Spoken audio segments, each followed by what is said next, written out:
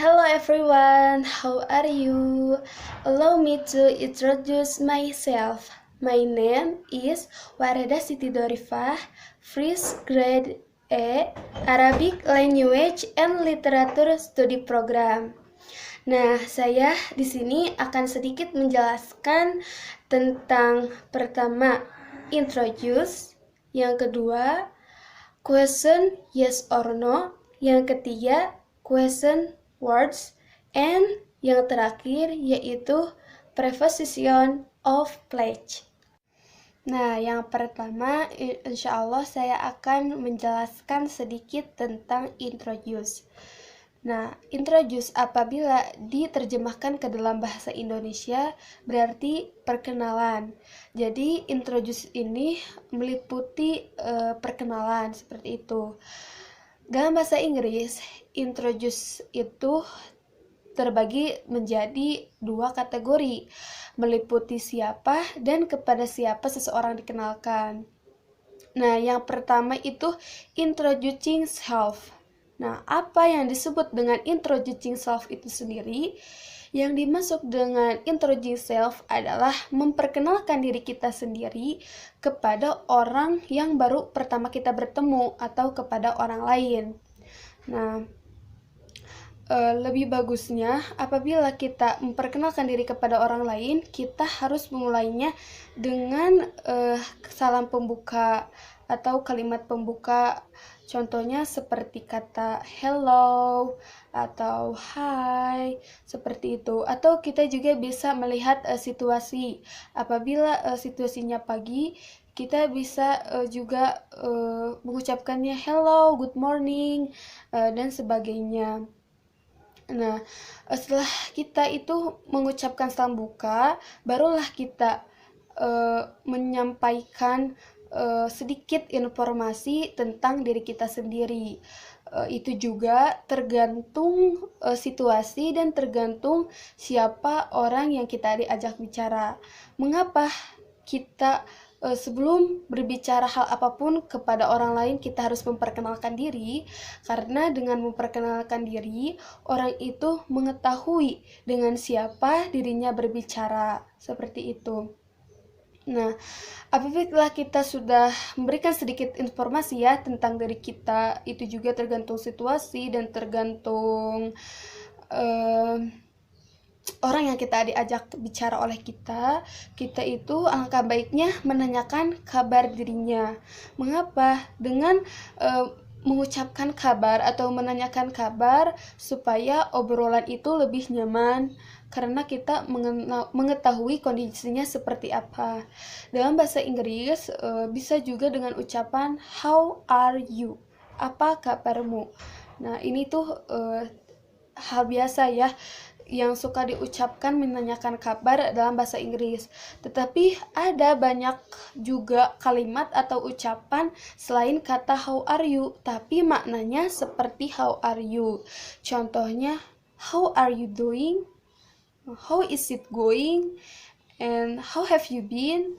Nah, kata-kata tadi itu seperti how are you doing, how have you been, how is it going, itu ucapan untuk menanyakan kabar, tapi maknanya seperti how are you, seperti itu. Dan apabila kita ingin menutup percakapan tersebut, kita itu harus mengucapkan ucapan penutupnya dengan hal yang menyenangkan. Contohnya seperti I'm happy to see you. Saya senang bertemu denganmu. Dan apabila kita ingin berpisah atau berakhir pertemuan tersebut, perbicaraan tersebut, alangkah baiknya kita itu membicarakan atau mengucapkan kata-kata terakhir, karena apabila kita mengucapkan kata-kata terakhir itu untuk memberikan kesan pada pertemuan terakhir. Dalam bahasa Inggris bisa juga dengan ucapan see you atau selamat tinggal. Nah, apabila kita mengetahui akan bertemu lagi di lain waktu pada pertemuan yang kita sudah ketahui kapan waktunya, maka setelah kata see you itu ditambahkan dengan waktu yang kita maksudkan. Contohnya seperti apabila kita bertemunya apabila kita mengetahui bahwa bertemunya besok, maka see you tomorrow, sampai jumpa besok. Apabila kita mengetahui bahwa minggu depan akan ada pertemuan lagi, kita juga bisa mengucapkannya dengan see you next week, sampai jumpa minggu depan, seperti itu. Nah, itu sedikit penjelasan tentang introducing self. Nah, yang kedua, introduce dalam bahasa Inggris itu ada introducing authors. Nah, apa yang dimaksud dengan introducing authors itu? Introducing authors adalah memperkenalkan seseorang kepada orang lain yang sudah kita kenal. Seperti itu. Jadi, kita memperkenalkan seseorang yang teman kita misalkan, dan dikenalkan kepada orang lain yang sudah kita kenal juga. Contohnya seperti ucapan I would like to introduce you to Elsa. Saya akan memperkenalkan Anda ke Elsa. Atau bisa juga dengan ucapan Do you know Elsa? Apakah kamu mengetahui Elsa atau kenal Elsa? Atau bisa juga dengan ucapan Rivaldi. This is Elsa, my friend. Rivaldi, ini Elsa, teman saya. Seperti itu.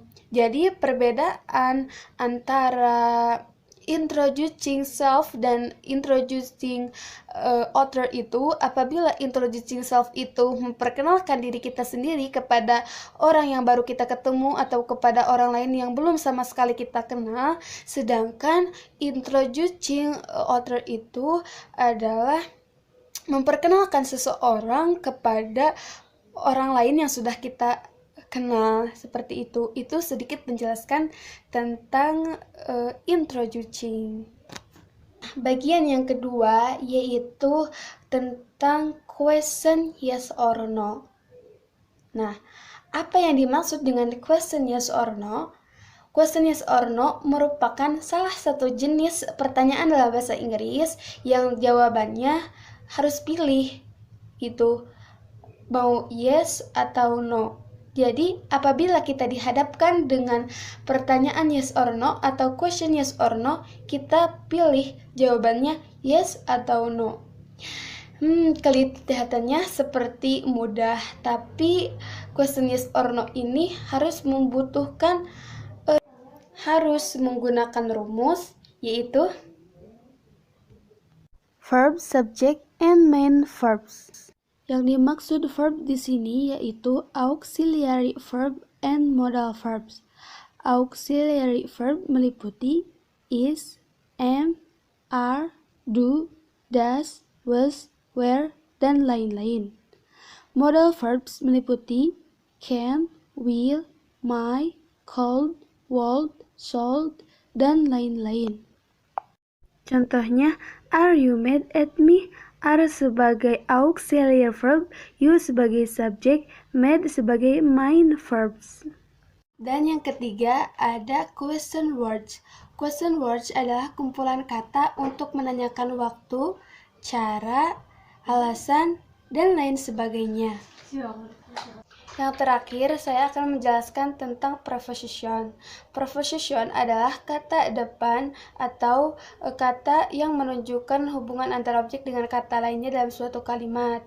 Preposition itu ada banyak, salah satunya ada preposition of place.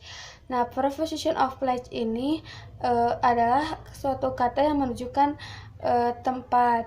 Contohnya seperti kata in, on, beside, behind, between, dan sebagainya. Contohnya seperti my phone is in my bag. Telepon saya ada di dalam tas. Nah, yang menjadi preposition place di sini itulah in, kata in. Seperti itu.